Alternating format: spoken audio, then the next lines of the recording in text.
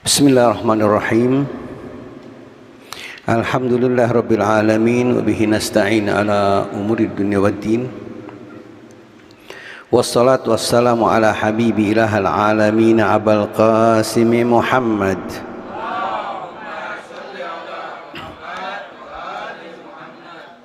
Allahumma salli ala Muhammad wa ali Muhammad.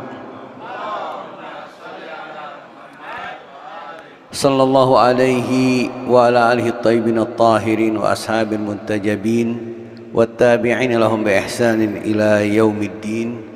Rabbi shrah li sadri wa yassir li amri wahlul 'uqdatam min lisani yafqahu qawli. Allahumma inni as'aluka wa atawajjahu ilaika bi nabiyyika nabiyyir rahmah Muhammadin sallallahu alaihi wa alihi ya Abul Qasim ya Rasulullah ya Imamar Rahmah ya Sayyidana wa Maulana inna tawajjahna wastashfa'na wa tawassalna bika ilallah wa qaddamnaka baina yaday hajatina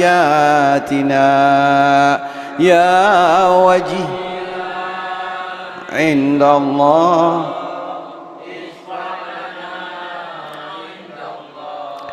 ya wajihah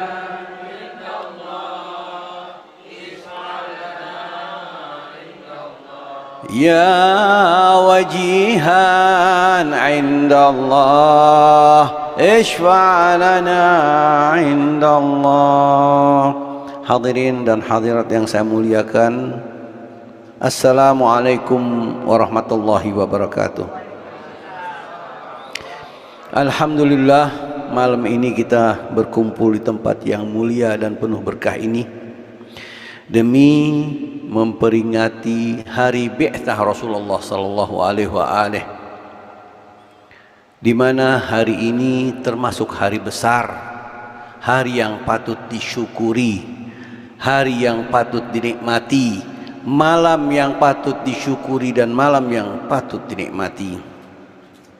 Namun sebelum masuk ke pembahasan tentang hari bi'tsah Rasulullah sallallahu alaihi wa alihi, saya akan sedikit atau banyak mengupas tentang bagaimana sejarah Arab, sejarah bangsa Arab di saat pra Rasulullah sallallahu alaihi wa alihi datang menjadi seorang rasul. Sebagaimana kita ketahui dalam sejarah bahwa Arab itu terbagi dua. Ada Arab al-Baidah, ada Arab al-Baqiyah. Al-Baidah, Arab-Arab yang pernah ada namun punah, entah karena punah dibinasakan oleh penyakit atau bencana yang datang dari Allah subhanahu wa ta'ala.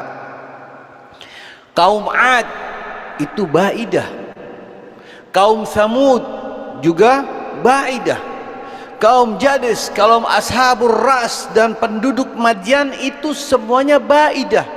Mereka dulu pernah ada, namun Allah tumpas dan tidak ada lagi jenis mereka. Arab al-Baidah. Ada Arab al-Baqiyah, Arab yang ada sampai sekarang ini, yang ada sampai sekarang ini, di mana kita dapatkan hampir 22 negara Liga Arab. Sebagian Arab, sebagian diarabkan, yang tadinya bukan Arab tapi masuk ke dalam Arab. Seperti yang datang, misalnya kita tahu Mesir itu Egypt ya, tapi dimasukkan ke dalam Arab. Tapi kalau kita berbicara pangkal atau pusat atau asas atau keaslian Arab yang sebenarnya, itu pun terbagi dua. Hanya dua kelompok Arab saja. Pertama itu mereka dikatakan sebagai Adnaniyun atau putranya Adnan. Yang kedua Al-Qahtaniyun, kelompok dari Bani Qahtan. Bani Qahtan, Bani Adnan, kedua-duanya berpusat di Yaman. Maka kalau ada yang mengatakan kami akan mengembalikan Yaman ke Arabnya, pertanyaannya, kalau Yaman bukan Arab, siapa yang Arab? Karena asal usulnya Arab itu Yaman. Sehingga Rasulullah Shallallahu Alaihi Wasallam dikatakan Adnan, keturunan dari Adnan. Adnan ini keturunan Ismail, keturunan Ibrahim alaihissalam. Ada Bani Qahtan, ada Bani Adam. Dimana kalau kita lihat dulu Adnaniyin adanya di utara Yaman dan Bani Qahtan itu adanya di selatan Yaman. Lalu kita lihat dari sisi peradaban dan keyakinan Arab sebelum Islam, agar betul-betul kita mengetahui bagaimana situasi yang dihadapi oleh Nabi Muhammad SAW saat itu. Nabi bukan datang di Cianjur yang langsung nerima welcome, ahlan wa sahlan. Nabi bukan datang di tempat-tempat yang lembut, tapi Nabi turun di kaum mereka yang hidup keras di padang pasir, dan keras juga lingkungannya, keras juga karena lingkungan itu akan mempengaruhi baik kepada pemikiran atau kepada jiwa dan badan. Orang yang hidup di hutan pasti punya kaki lebih kekar daripada orang yang hidup di kota. Orang yang hidup di tengah kota yang dengan kebisingan akan sulit diajak berbicara sekali, harus 2 kali 3 kali, karena telinganya sudah terbiasa dengan bising. Lingkungan itu mempengaruhi. Di sana kita lihat dari sisi fanatisme kesukuan, bagaimana memang tidak memiliki sistem atau norma yang secara ketat mengatur wilayah kehidupan mereka. Kehidupan sosial Arab nggak ada. Tidak ada undang-undang, tidak ada istilah katanya UUD 45 seperti kayak kita miliki sekarang. Alhamdulillah, di zaman itu tidak ada, baik antar individu maupun antar kelompok dan kabilah-kabilah. Itu dari sisi aturan. Lalu dari sudut moral mereka, masyarakat Arab jahiliyah memiliki sejumlah sifat-sifat terpuji. Kita tahu ada di antara mereka yang dermawan. Dalam sejarah sebelum Islam datang itu ada Hatimut Tai, satu orang yang dermawan luar biasa. Dia membuka dapur umum untuk makan semua orang-orang yang ada di kota itu dengan gratis, free of charge. Makanan mewah masak di musim paceklik, sehingga nyebar ini ke semua pelosok. Siapa Hatimut Tai? Orang yang paling dermawan, karim. Sampai ke salah satu raja negeri seberang yang tidak percaya, dibilang kalau memang betul ini si Hatimut Tai, orang yang karim dan dermawan, minta kuda perangnya yang berwarna hitam. Saya senang itu, kata raja. Saya dengar ceritanya tentang kuda perang itu, Mustang atau Black Horse.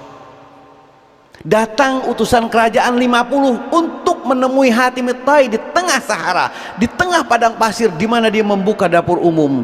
Disambut dengan meriah oleh Hatimut Tai. Dan ketika itu mereka akan mengajukan permohonan raja. Kata Hatimut Tai, tetaplah Anda pada posisi Anda, sebentar lagi makan siang setelah makan siang silakan Anda berbicara. Setelah mereka menyantap daging yang sangat lezat dan luar biasa, lalu dari utusan mereka kepalanya mengatakan, saya diutus raja untuk meminta kuda perang Anda yang hitam itu. Hatimut Tai cuma bisa tersenyum. Kata Hatimut Tai, tadi aku lihat di belakang rumahku sudah nggak ada lagi yang aku potong. Kambingku sudah habis, sapiku habis, ontaku habis, tinggal kudaku yang satu itu, maka ku potong untuk makan kalian. Karim. Sehingga di perang Badar ketika putrinya tertawan, dia berkata, ya Muhammad, aku putri Hatimut Tai. Nabi langsung mengatakan, bebaskan dia, Karena saya tahu ayahnya orang yang dermawan. Andai kata ayahnya hidup di zaman sekarang, dia pasti beriman kepadaku, kata Rasulullah. Tidak saya saja ya Rasul, ya Muhammad, saya ingin kaum saya juga dibebaskan. Bukan cuma dia saja, semua dari warga Tai yang ikut perang supaya dibebaskan. Kata Nabi, bebaskan. Aku melihat kabilah ini karena ada hati mutai. Tidak lama berselang mereka datang ke Madinah dan memeluk Islam dan menjadi orang-orang yang baik dalam Islam. Semua warga Tai. Kita lihat kedermawanan Arab, syairnya Arab, segala macam. Mereka pemberani, setia, ramah. Namun di sisi itu, di balik itu semua ada juga sifat-sifat yang negatif. Hal itu menjadi tenggelam dan tidak mampu ditampilkan moralitas tinggi mereka, karena saat itu mereka mengalami kemusyrikan, memeluk agama selain agama samawi. Rasulullah belum ada, tapi agama Ibrahim masih lekat. Agama itu satu, baik dari Nabi Adam sampai Rasulullah, itu Islam. Syariat yang berbeda, likullin ja'alna minkum syir'atan wa minhaja. Setiap kalian, kata Allah, aku berikan syariat-syariat yang berbeda, tapi agamanya satu. Inna dina indallahil, hanya satu agama, yaitu agama belum lagi dari sisi mana negara ini, kelompok Arab di sana, di orang-orang Arab yang ada di saat itu di distrik Jeddah atau Makkah, yang belum ada Jeddah saat itu, tapi sudah ada Yathrib, sudah ada Hijaz, sudah ada Taif, sudah ada Makkah, sudah ada, kalau Madinah dikatakan Yathrib dulu. Semua kota-kota itu ada. Bagaimana kehidupan mereka? Pelecehan terhadap hak wanita luar biasa. Struktural masyarakat menempatkan perempuan pada posisi sangat rendah. Bahkan tak terhitung sebagian dari yang wajar, bahkan wanita itu dihitung bukan seperti manusia yang wajar, dianggap semi manusia. Perempuan dinilai identik dengan barang-barang komoditas saat itu, dijual belikan, halal dijadikan gundik. Seorang penguasa bisa saja menjadikan gundik yang banyak. Bagaimana kamu lihat saat itu Mekah yang belum ada Rasulullah dijadikan tempat-tempat sarana dunia gelap, karena memang ada kubangan air saat itu. Zam-zam itu menjadi ada kehidupan, ada aja kehidupan, ada kesejahteraan, ada kafilah-kafilah yang transit. Mereka butuh perlindungan, mereka butuh hotel-hotel penginapan, mereka butuh hiburan, semuanya disediakan. Di Mekah saat itu luar biasa. Dan wanita-wanita yang jadi korbannya di sana, di saat mereka menjalani masa menstruasi saja di negara jahiliyah, zaman jahiliyah, tidak boleh tinggal di rumah, keluar. Bahkan mereka harus tidur di kandang bersama binatang. Itu yang Nabi hadapi orang-orang seperti ini. Dari sisi apa namanya, pelecehan, dari perbudakan. Bagaimana kita tahu bagaimana perbudakan itu datang? Bagaimana perbudakan itu terjadi di negara, di daerah itu, di distrik itu, sehingga slave itu, budak, bisa dijual belikan, bisa disiksa, dan tidak ada nilai sama sekali. Bahkan ditukar dengan barang. Ini budak saya tukar beras 5 kilo atau 10 kilo. Manusia, slave. Di zaman Nabi itu menyaksikan dari mulai sebelum Nabi diangkat Bi'tsah itu, Nabi melihat itu semuanya. Bahkan kejenjangan sosial kita lihat bagaimana orang-orang yang kaya dengan ribanya mendobelkan, melipat gandakan, sehingga orang tuh tidak punya apa-apa, minjem 1 juta menjadi 150 juta, menjadi 3 miliar, ganti atau bawa sini putrimu, ganti atau bawa sini istrimu, ganti atau, itu semua terjadi. Kenapa di Al-Quran mengatakan wala ta'kul riba ad'afam mudha'afah, jangan kau makan riba yang berlebih-lebih. Terus orang bertanya, kalau nggak berlebihan nggak apa-apa dong? Ya nggak begitu, karena orang yang sudah bermain riba pasti akan berlebihan, terjerumus ke sana. Kalau memang demikian, Al-Quran mengatakan wala taqtulu auladakum khasyata imlak, jangan kau bunuh anak-anakmu kalau kamu takut miskin. Lalu kita bertanya, kalau mau miskin boleh dong? Ya enggak juga, Karena kita di sini tidak dipakai, mafhum mukhalafahnya tidak dipakai sama sekali.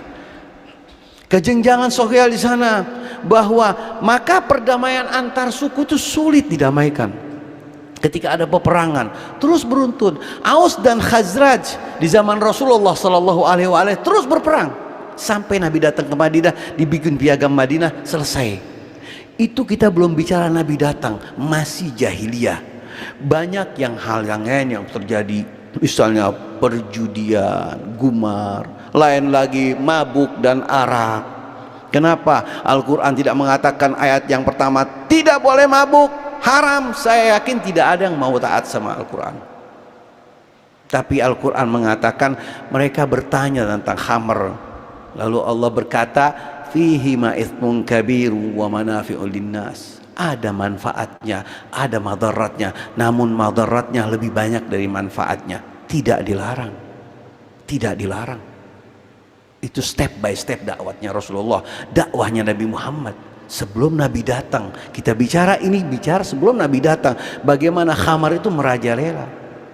Setelah itu mereka masih mabuk di zaman Nabi, misalnya kita belum bicara bi'tsah, masih mabuk di zaman Nabi hidup.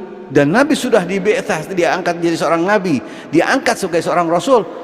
Lalu Al-Quran mengatakan jangan kamu sholat dalam keadaan mabuk, berarti di luar sholat masih diizinkan. Nanti ayat mengatakan sesungguhnya khamr rijsun min amali syaitan fajtanibu. Itu larangan mutlak setelah 3 periode, tidak langsung dakwahnya Rasulullah. Ini kita bicara zaman jahiliyah, bagaimana khamr itu menjadi sebuah komoditas, sebuah minuman, sebuah hiburan yang jadi hiburan harian. Tidak ada rumah yang tidak punya khamr, merajalela sekota itu. Makanya ketika dilarang sama Rasulullah dengan ayat yang terakhir periode ketiga, kita lihat drum-druman yang dikeluar dari rumah dan dibuang di halaman mereka sudah haram. Rasulullah, nah banyak hal lagi, misalnya nikah istibdha. Kita lihat nikah yang ada di zaman jahiliyah itu ada 4 macam. Saya pernah bahas di sini 4 jenis pernikahan. Pernikahan pertama jenisnya seperti kita sekarang, akad, minta, ngelamar, selesai ya. Yang kedua istibdha. Gimana? Ketika orang laki melihat si A yang punya peranan bagus, jenius, pinter, dermawan, pendekar, kuat, dia ingin anaknya seperti itu, maka istrinya dititipkan ke orang itu. Sampai sudah hamil ditarik sama istri suaminya. Nah setelah punya anak namanya ya bin suami, bukan bin orang itu. Itu nikah titipan. Ada nikah macam-macam, tapi makanya Rasulullah berkata wulidtu min nikah, aku dilahirkan dari nikah. Kenapa? Istibdha ya, dari bidha ya, istibdha. Wulidtu min nikah. Kenapa Nabi SAW mengatakan dari banyak yang lahir tanpa dari pernikahan yang benar? Aku dilahirkan dari pernikahan, bukan min sifah, bukan dari perzinahan atau perselingkuhan. Juga ada lagi mengubur anak kecil, bayi perempuan. Coba itu lihat nasib perempuan. Siapa yang menyelamatkan kalau bukan Muhammad sallallahu alaihi wasallam? Muhammad wa ali Muhammad.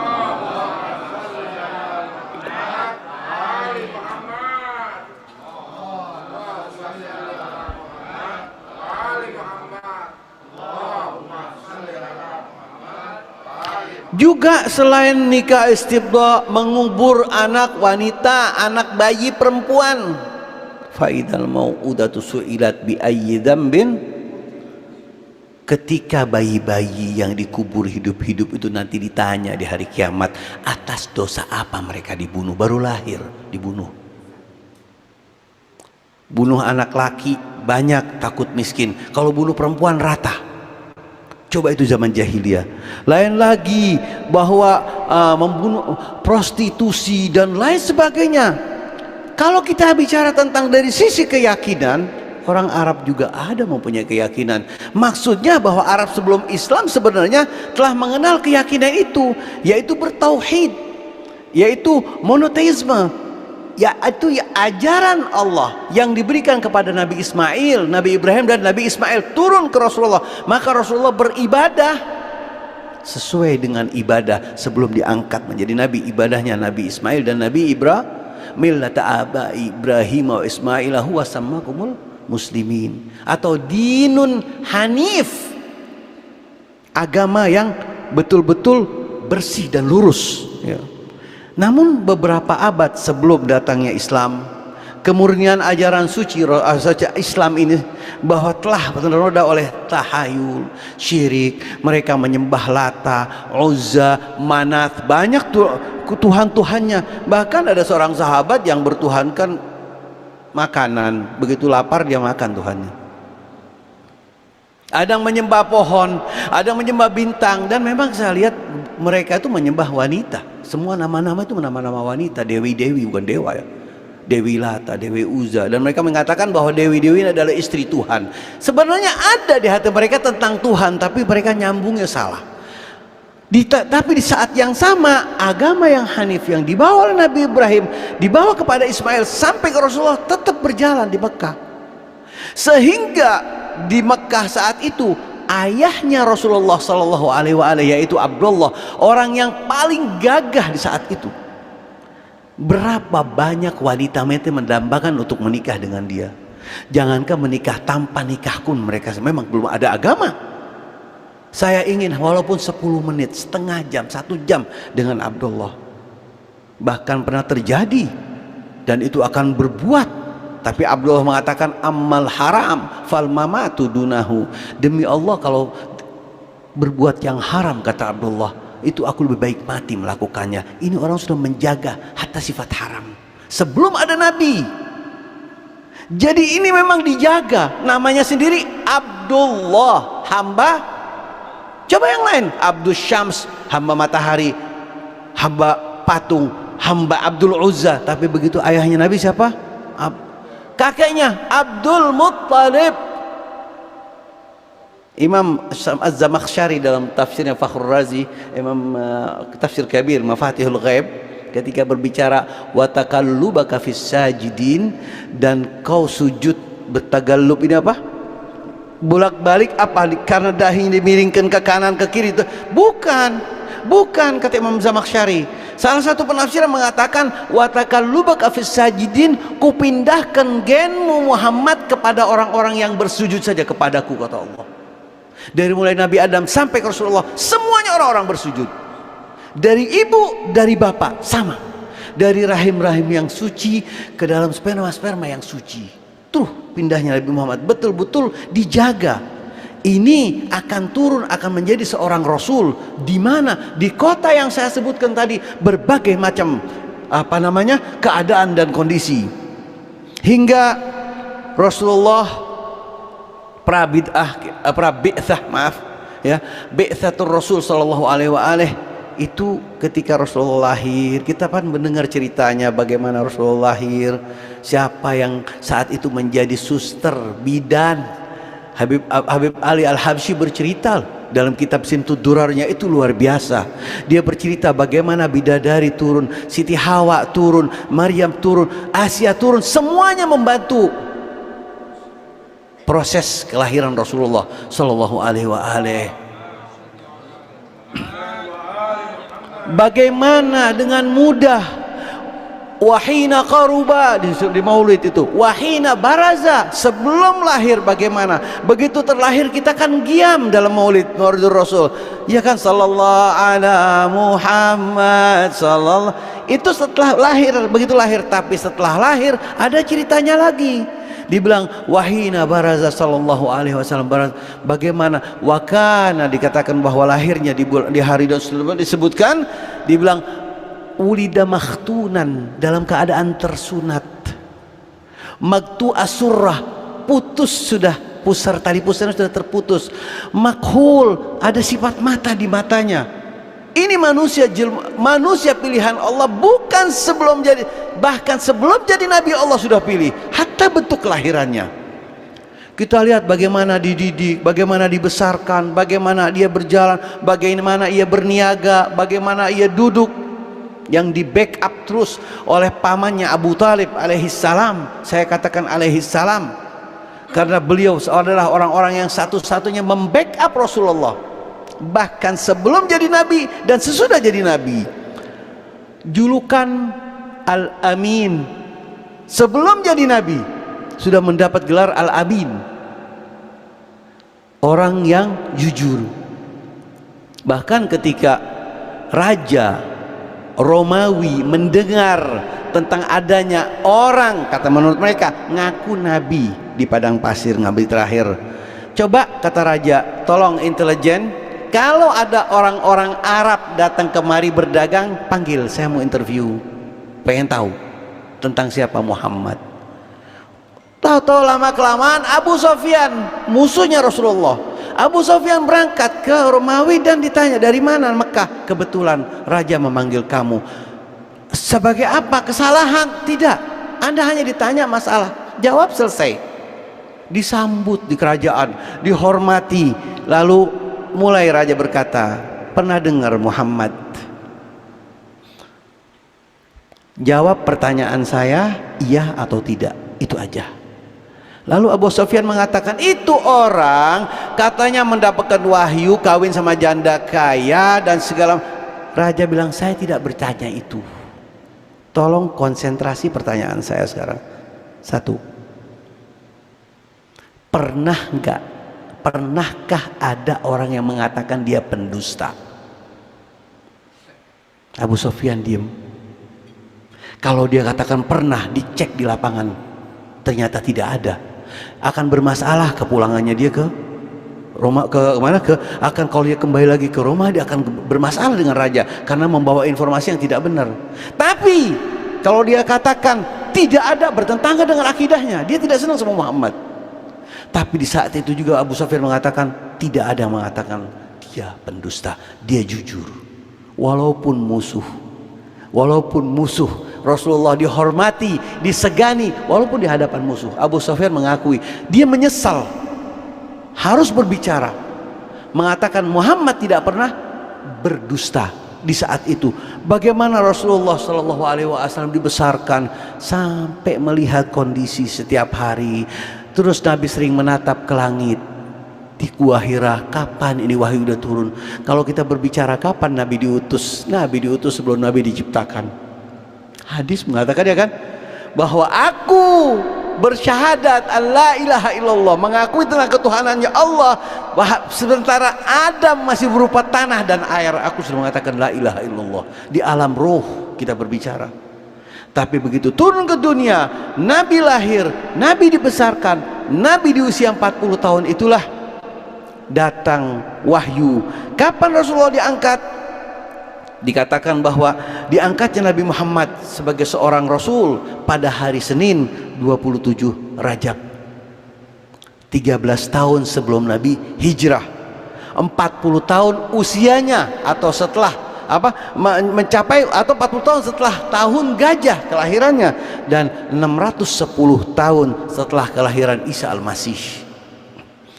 Hari Al-Bi'tsah adalah hari diturunkannya wahyu pertama. Kita tahu Al-Quran saat itu turun kepada Rasulullah Sallallahu Alaihi Wasallam. Itu proses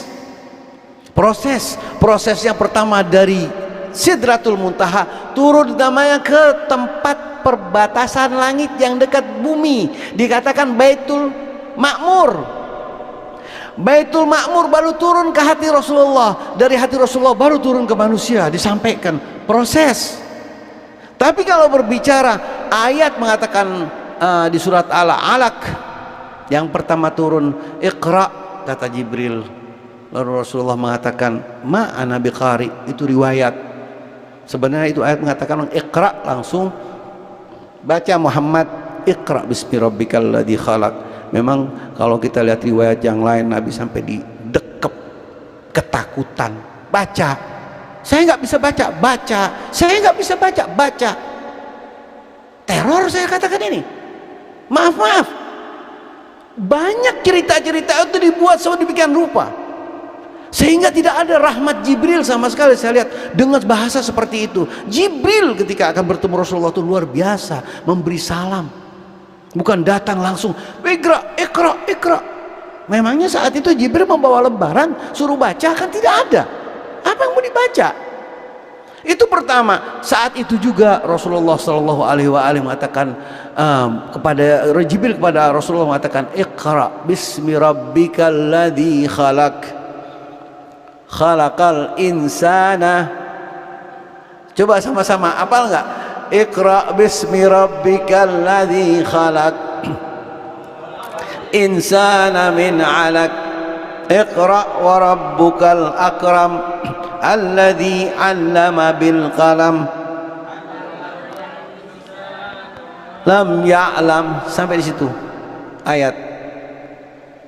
'Allamal insana ma lam ya'lam. Hari itu adalah hari diutusnya, jadi yaumul al-ba'tsah, yaumul mab'ats, di mana hari itu termasuk hari mulia dan hari yang dibesarkan, di mana hari itu juga hari keberkahan, dijadikan sebagai satu hari yang memberikan reformasi besar-besaran yang datang setelahnya kepada bangsa Arab yang saat itu di sekitar Rasulullah Sallallahu Alaihi Wasallam. Memang kalau kita melihat dari saudara-saudara kita yang ahlu sunnah mengatakan bahwa kasus hari diutusnya Rasulullah itu adalah wahyu pertama, sama. Tentunya mereka memiliki pendapat tersendiri. Wahyu pertama itu Iqra bismi rabbikal ladzi khalaq. Di mana? Di hari Ramadan, di bulan puasa, karena inna anzalnahu fi lailatil. Nah itu bagaimana di Lailatul Qadar? Nah sekarang al-anzal, inzal ini langsung ke Rasulullah Iqra, atau menurunkan Quran dari Sidratul Muntaha ke Baitul Ma'mur, dari Maktun, itu kan proses pendapat. Pengumpulan Al-Quran aja berbeda, apalagi tentang nuzulnya seperti ini. Klaim mereka silahkan, tapi sebagai pengikut Ahlul Bait Rasulullah Sallallahu Alaihi Wasallam, di mana dalam hadis Tsaqalain sudah jelas kita harus mengikuti para a'immah yang ada, dan para a'immah dari mulai awal sampai akhir mengatakan bahwa dengan sanad-sanad berkualitas, bahwa terutama di Bihar Anwar menyatakan bahwa hari mab'ats Rasulullah Sallallahu Alaihi Wasallam adalah tanggal 27 Rajab. Kita sami'na wa ata'na, dan mereka jauh lebih faham. Ibn Hajar sendiri mengatakan, jangan mendahului mereka Ahlul Bait, niscaya kalian akan celaka. Jangan menyelisihi mereka, niscaya kalian akan celaka. Dan jangan menggurui mereka, karena mereka jauh lebih pandai dari kalian. Selesai. Kita mengikuti para a'immah yang mengatakan itu di 27 Rajab. Sebenarnya saya tidak mau membahas ke dalam masalah kapan dan gimana, tapi saya berbicara tentang what's next. Apa yang dibawa Rasulullah sebagai hari pembebasan, hari kemenangan, hari kesenangan, hari luar biasa dalam Islam, hari besar. Sayyidina Ali bin Abi Thalib contohnya dalam kitab Nahjul Balaghah, beliau berkata, ba'athahu wan nasu dhullalun fi hairah. Nabi Muhammad itu diutus, sedangkan manusia saat itu dalam keadaan sesat dan bingung. Orang-orang Arab saat itu. Wahatibuna fil fitnah, mereka terjerumus ke dalam fitnah-fitnah. Galistahwathumul ahwa, wastazallathumul kibriya, wastakhafuhumul jahilatil jahla. Allah mengutusnya bahwa mereka terjerumus ke dalam fitnah, hawa nafsu telah menguasai, keangkuhan telah mengecohkan, kata Sayyidina Ali. Mereka telah direndahkan oleh kebodohan masa jahiliyah, dibingungkan oleh goncangan permasalahan dan bencana kebodohan. Ini Sayyidina Ali bercerita tentang be'tsanya Rasulullah Sallallahu Alaihi Wasallam. Maka Rasulullah Sallallahu Alaihi Wasallam memberikan mereka nasihat. Fabalagha Sallallahu Alaihi Wasallam fin nasihah wa madha ala tariqah wa da'a ila al-hikmati wal mau'idatil hasanah. Maka Rasulullah memberikan mereka nasihat, konsis dalam jalan yang benar, mengajak mereka pada hikmah dan nasihat yang baik. Itu Sayyidina Ali telah menggambarkan tentang kondisi Arab saat itu, di mana beratnya tugas Rasulullah. Pernah saya bawakan hadis, tapi hadis ini memang tidak kuat ya, tidak sahih banget, tapi nggak apa-apa, untuk contoh saja. Hadis tentang apa namanya, pohon korma yang miring. Pernah dengar kan? Pohon korma sahabat miring ke kebun orang, sahabat juga. Si sahabat yang punya tanah mau membangun tembok gak bisa. Dia datang ke pemilik korma, pohon anda nih miring ke kebun saya. Terus kenapa? Ya saya mau bangun tembok gak bisa. Oh maaf, korma ini lebih dulu daripada tembok. Ini tanah saya tahu. Terus potong dong. Tidak bisa, saya ini nggak mau gratis. Kata siapa? Kata tetangga yang punya tanah, saya nggak ngasih anda gratis, saya bayar loh. Berapa aja? Enggak, saya nggak mau potong. Nggak ada solusi, tidak ada solusi. Badu. Kalau sudah bilang enggak. Datang ke Rasulullah, ngadu si punya tanah ini. Ya Rasulullah, kejadian gini. Kata Rasulullah, bawa tetangga, kita ngobrol bareng. Yang punya pohon miring itu datang menemu, saya sudah ketemu Nabi tadi ngomong masalah anda. Oh ayo, katakan Nabi, ayo. Datang dua orang ini, semua sahabat menyaksikan, tahu kasusnya. Nabi cuma berkata pada orang ini, yang punya pohon korma, pohon anda ini miring ke kebun dia mau bangun tembok nggak bisa. Iya Rasulullah, tapi kan pohon korma ini lebih tua dari tembok ini. Lah iya, tapi kan buahnya di sana. Kamu kan tidak bisa memetiknya. Pokoknya saya nggak mau saya potong, nggak mau saya jual pun nggak. Nabi diem. Terus kata Nabi apa? Jual pohon kurma kamu, aku akan ganti dengan pohon kurma di surga. Di mana kesejukan daun kurma itu ketika pohon kurma, jika anda berada 100 tahun berkuda, kecepatan kuda 100 tahun, anda masih di bawah kesejukan pohon kurma itu di surga. Enggak ya Rasulullah. Salah satu orang datang, tahu kalau orang ini hubud dunia, sudah nggak mau cerita dunia, surga dan khayal. Katakan, ya Rasulullah, kalau dengan cara saya potong tuh, dan dia mau saya pengaruhin dan memotong, saya dapat nggak pohon kurma di surga itu? Bisnis ya, bisnis. Kata Rasulullah, apa? Dapat. Silahkan, dapat. Maju orang itu kepada si pemilik kurma, tahu nggak rumah saya? Oh tahu, kamu ada 700 kurma di rumahnya, ada mata air. Kata orang itu, gini aja ya, jual, potong tuh pohon kurma dengan rumah saya, 700 pohon kurma saya tuker dengan mata airnya dan tembok kelilingnya, tuker, saya minta kurma satu ini. Kata orang yang memiliki kurma, ini bisnis, dapat 700, dapat rumah mewah. Setelah setuju deal, siapa saksinya? Rasulullah. Ini contoh saja. Namun ketika dia datang pada Rasulullah dan Rasulullah senyum waktu itu, bilang, ya Rasulullah, gimana? Saya tetap kan dapat kurma yang di surga itu. Kata Rasulullah, tidak. Bagaimana? Sebelum orang itu beranjak, kata Rasulullah, ketahuilah kedermawanan anda itu luar biasa. Allah mengharapkan pertukaran satu pohon kurma dengan pohon kurma, tapi anda menukar 700 pohon kurma dengan satu. Tahu nggak kamu dapat apa? Kamu dapat perkebunan kurma di surga nanti, di mana jenisnya ini. Tahu nggak midah itu kurma yang sudah lebat dengan buahnya menunggu orang ini, jenisnya ini. Semua sahabat coba saya. Tapi kita bilang, bagaimana orang mengatakan tidak dengan kekehnya? Tidak, itu depan Nabi, itu Nabi hadapi. Kalau bilang tidak. Asyhadu, kata Sayyidah Fatimah alaihissalam ketika menggambarkan bagaimana Rasulullah Shallallahu alaihi wasallam hidup di zaman itu. Saya masih ada waktu kan? Asyhadu anna Abi Muhammadan, ayahku adalah Nabi Muhammad, ikhtarahu wa tajabahu qabla an arsalahu. Lihat bahasanya Siti Fatimah, dia Allah memilih dan memuliakannya sebelum mengutusnya. Jadi seleksian. Betul-betul riwayat mengatakan, kupilih kau dari orang-orang yang suci, itu benar. Dan ini bicara siapa yang menyampaikan? Siti Fatimah Az-Zahra.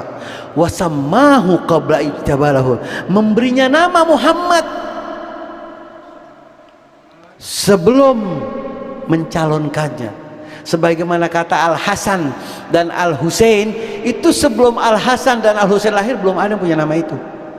Allah mengkunci, memberikan password, tidak bisa orang menentukan Al Hasan Al Husain.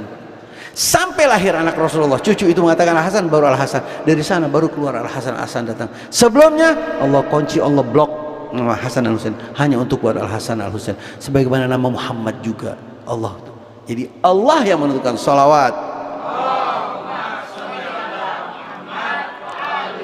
Idil khalaiqu bil ghaib maknuna wa bisatril ahwali masuna wa binihayatil adami makhruna. Di saat khalayak masih tersembunyi dalam kegaiban, masih ditahan di tabir kegelapan, masih berdampingan erat dengan batas ketiadaan. Lalu disampaikan lagi oleh Fatimah, wa inqadan di maqadiril hatmi, dan memberlakukan atas takdir-takdir pastinya. Lalu dia melihat bangsa-bangsa terpesah dalam agama-agama di zaman Nabi, bertapa di candi-candi api, menyembah berhala-berhala dan mengingkari Allah padahal mengenalnya. Bukan berarti tidak mengenalnya, mereka mengenalnya, hanya mereka sudah terpengaruh dengan patung-patung, pohon-pohon dan berbagai macam. Maka Allah menerangi kegelapan itu dengan Muhammad sallallahu alaihi wasallam, menyingkap keburaman-keburaman itu dengan Muhammad. Menjibak kebingungan-kebingungan mereka dengan pandangan Muhammad, dan bangkit untuk memberi petunjuk kepada masa, menyelamatkan mereka dari kesesatan, menjadikan mereka melihat dari kebutaan, menuntun mereka pada agama yang kokoh. Siapa? Rasulullah sallallahu alaihi wasallam, mengajak mereka ke jalan yang lurus. Lalu Allah menggenggam ruh Nabi Muhammad sallallahu alaihi wasallam dengan kasih dan pilihan, sebagai bentuk keinginannya dalam mengistirahatkan Rasulullah dari capeknya dunia. Rasulullah capek, 23 tahun berdakwah luar biasa, 27 peperangan dihadapi langsung, luka di badan, gigi patah, luka, semua itu dihadapi Rasulullah sallallahu alaihi wasallam. Bukan sembarangan. Nabi cuma tidak duduk di kemah, kalau perang Nabi paling depan. Siapa bilang? Kata sahabat mengatakan kalau kita lagi kepepet, bahkan kita bawa ke Rasulullah, ya Rasulullah ini musuh kita nggak kuat, Rasulullah yang akan menyelesaikan. Muhammad dan Ali. Makanya ketika Wahsy dicoba untuk membunuh Muhammad, kata Wahsy, mustahil saya bunuh Muhammad, dia pendekar dan matanya awas. Kalau bagaimana kalau Ali? Sama, ini juga sama seperti Muhammad. Bagaimana kalau Hamzah? Ini singa tua, bisa saya. Rasulullah sallallahu alaihi wasallam itu luar biasa. Keridaan ilahi berdampingan dengan Tuhan yang maha kuasa. Salawat Allah tercurah atas ayahku nabinya, kata Siti Fatimah, pilihannya dan orang yang diridainya di antara khalayak ramai. Salam sejahtera, wassalamu alaihi warahmatullahi wabarakatuh, kata Siti Fatimah. Shalla ala Muhammad wa ali Muhammad. Poin-poin yang ada dalam target Rasulullah sallallahu alaihi wasallam datang, itu syariat yang dibawa oleh Rasulullah sallallahu adalah syariat penyempurna dari syariat-syariat yang telah ada. Dulu ada sholat tapi tidak seperti kita, dulu ada puasa tidak seperti kita, ada zakat tidak seperti kita, ada haji zaman Nabi Adam, haji, malaikat dulu berhaji sebelum diciptakan Adam. Dunia ada Ka'bah, ada haji. Dan haji itu zaman Rasulullah bagaimana? Sallu kama ra'aitumuni usalli, sembahyang seperti aku ya, kata Nabi. Gumu'an manasikakum, gini manasik haji ya, semua Nabi ajarkan kepada. Lalu tujuannya cuma satu, menyelamatkan manusia dari kesesatan. Di surat Al-Imran kalau nggak salah ayat 109 ya, di sana dikatakan Siti Fatimah membawa ini pidato, kata Siti Fatimah, wa kuntum ala safa hufratin minan nar, kamu itu sudah tinggal masuk ke neraka lah, sudah ada di tepi jurang neraka. Kamu kalian kan, datang ayahku dirubah semuanya, lalu turun ayat kuntum khairu ummatin ukhrijat linnas, kalian adalah sebaik-baik umat Padahal sebelumnya harus masuk neraka. Tapi siapa yang menyelamatkan ini? Lalu menjadikan Allah memuji mereka, kuntum khairu ummatin ukhrijat linnas. Di samping itu, dakwah yang disampaikan Rasulullah itu semuanya bil mau'idatil hasanah. Salah orang beranggapan bahwa Islam menyebar dengan pedang. Tunjukkan kepada saya mana. Kita bicara Rasulullah, kita bicara Rasul. Saya tidak berbicara pasca Rasulullah, tapi Nabi Muhammad sallallahu alaihi wasallam. Bagaimana mereka menebarkan Islam dengan salam. Namanya aja Islam, salam, damai, rahmatan lil. Itu Rasulullah, rahmat kepada orang yang baik, kepada orang yang kafir atau kepada orang yang non kafir, sama saja rahmat. Rahmat bagaimana rahmat? Mereka tetap menjaga. Ada kafir harbi yang memerangi, ada kafir yang zimni, hidup di kawasan Rasulullah. Bahkan kata Rasulullah, man qatala zimmiyan, siapa yang membunuh kafir zimmi tidak akan mencium baunya surga. Apa itu bukan rahmat? Untuk seluruh umat, untuk seluruh manusia. Ajaran Rasulullah, innama bu'ithu liutammima makarimal akhlak. Rasulullah diutus hanya untuk menyempurnakan akhlak, menyempurnakan budi pekerti. Rasulullah membawa risalah selama 23 tahun, 13 tahun di Mekah tanpa perang, tapi intimidasi setiap hari.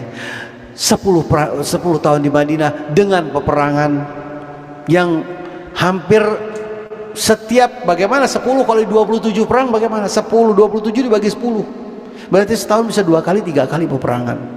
Apa peperangan Rasulullah? Hanya satu, defense, bela diri. Tidak pernah Nabi expand nyerang, kecuali ada satu kelompok Islam yang diserbu atau diganggu, itu Rasulullah mengirim pasukan untuk melindungi, bukan untuk memerangi, untuk melindungi mereka.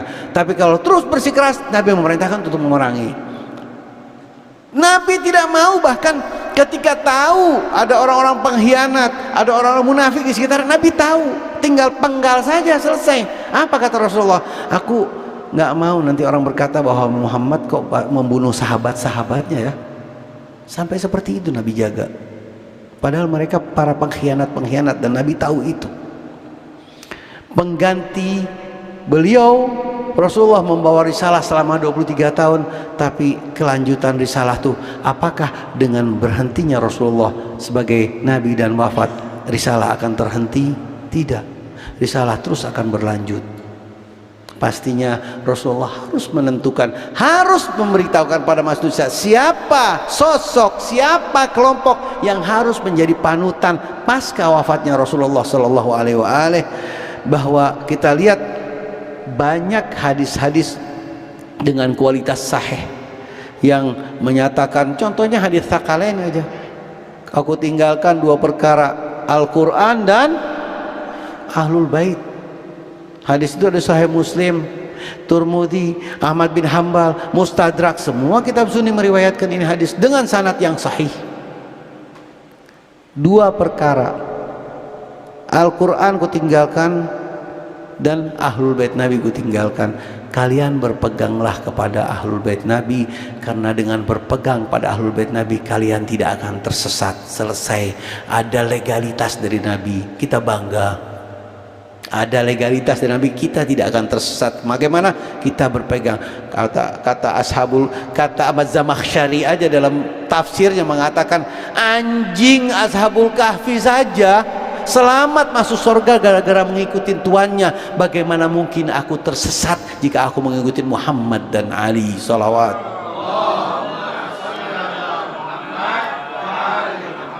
Maka hari Bi'tsah sebenarnya adalah hari reformasi bagi manusia di alam semesta.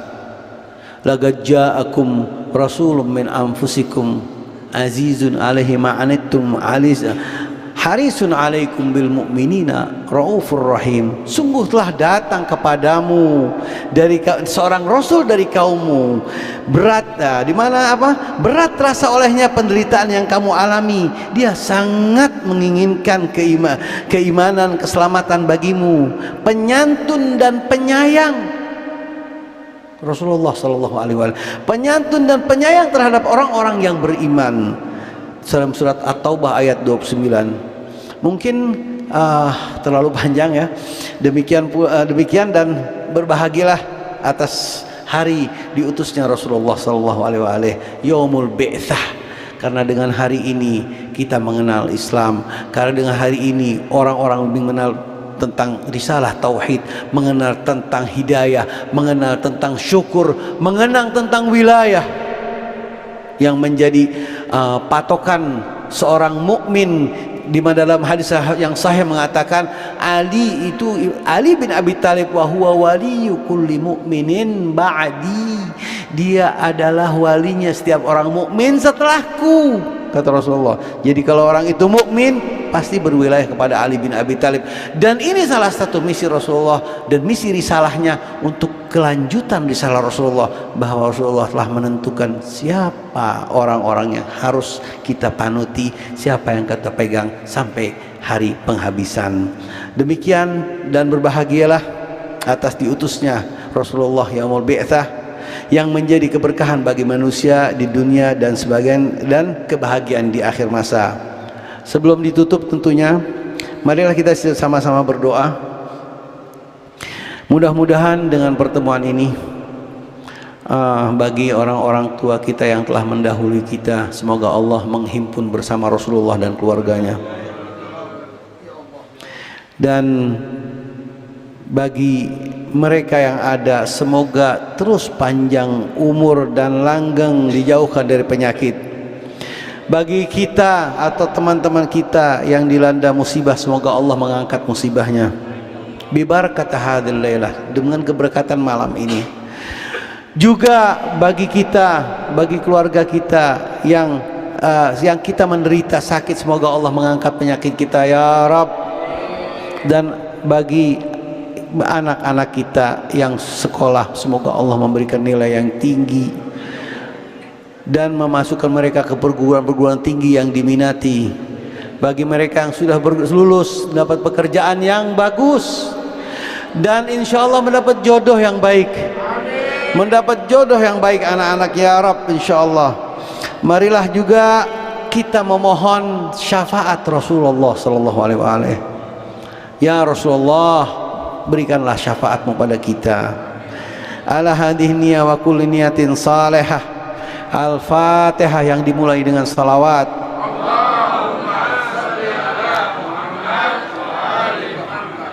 Allahumma salli ala